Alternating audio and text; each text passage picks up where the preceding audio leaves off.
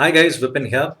Yesterday I made a video on understanding Sensex, and today we'll talk about understanding Nifty 50.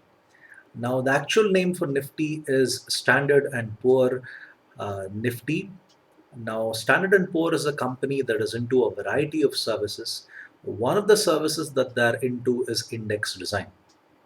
So, when it comes to designing a stock index, it's a very specialized field. And Standard and Poor is the company that is into the designing of these indices. Now, why do we have Nifty alongside Sensex? Why not just have one? Well, actually, people are not really aware of this, but there are many indices. Now, if you see that screenshot there, which I've given, I have taken it from Bombay Stock Exchange website. There is a lot more, in fact. I just took whatever I could fit on that screen. There are many indices that is there in Bombay Stock Exchange.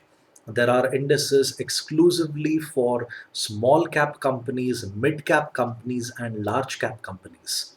Now, I'll do a different video on that itself, but you can see that the number of indices is not just one or two, it's dozens that is there. Now, one of the reasons why there are so many indices is because there are different types of traders. Now, an index is a lot like products that are there in a supermarket. You find a variety of detergents, a variety of chocolates, a variety of soaps because the number of customers for each of them are many. Just like that, the stock indices are designed. Now, for example, there is a small cap BSE that is meant for people who want to trade small amounts every day. The values of the stocks that are there in small cap companies is quite small. So you could buy about 100 shares and not even spend 10,000 rupees when you do that.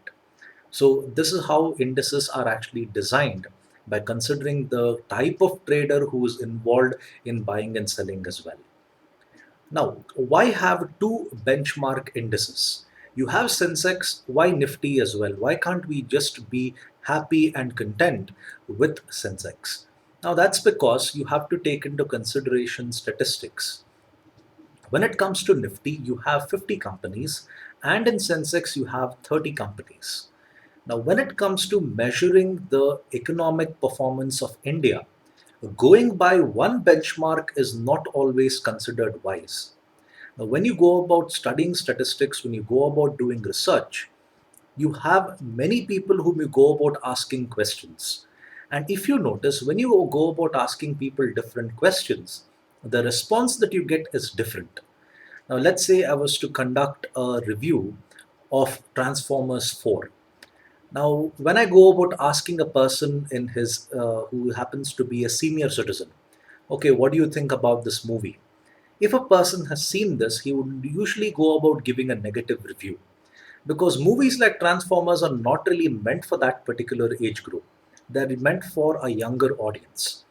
Whereas if I go about asking the younger audience, my answers would always be quite positive. Many people would say, yes, the movie was good. Now, if you look at the difference in the results, you can see why you go about requiring two different indices. In one case, you go about looking at a larger sample. In the other case, you go about looking at a smaller sample. When it comes to Nifty, it's a slightly larger sample than when it comes to Sensex, which is a smaller sample. Now, I've told you in the previous video that there are thousands of companies that are there in India.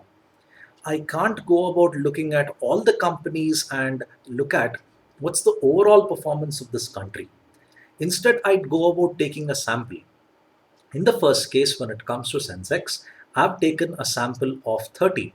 In the second case, when it comes to Nifty, I've taken a sample of 50. Okay, based on that, the results I'm going to get is going to be slightly different, and that can be used to go about measuring the economic performance of India. Now, the next thing about Nifty is a pretty interesting fact. The number of trades that happen on Nifty is significantly higher than the number of trades that happens on Bombay Stock Exchange. Now, why is it that many people prefer to trade on National Stock Exchange or Nifty more than the number of people who prefer to trade on Sensex or Bombay Stock Exchange? Now, the reason for that is because Nifty has a more convenient form of trading. Now, when it comes to Sensex, when it comes to Bombay Stock Exchange, the method of trading simply uses a broadband connection. When you go about using a broadband connection, the speed at which you could go about trading is quite slow. Okay, but when it comes to Nifty, they go about using satellite connectivity. That is, when you go about buying and selling, it is you, the trading terminal, the satellite up in the sky, and another person on the other side. Okay, now when it comes to using satellite connectivity, it is always faster than when it comes to going about using a broadband connectivity. In fact, this is one of the reasons why people prefer to trade in Nifty more, and the number of trades, the volume of trades in Nifty is more. You can see there when it comes to a very well to do company like Larsen and Toubro, Bombay Stock Exchange has just seen about 91,000 trades, whereas the same company being traded on Nifty has a trading volume of 8 lakh 11,000. You can see how wide the difference is when it comes to trading on Nifty. Like I said, it's mostly convenient and it's a speed factor when it comes to Nifty. Also, remember that if a company is listed on many indices, the price of the stock does not vary significantly, even though the company is listed on different indices. As you can see here, when it comes to Larsen and Toubro, the difference between Bombay Stock Exchange price and National Stock Exchange price is just about 60 paisa.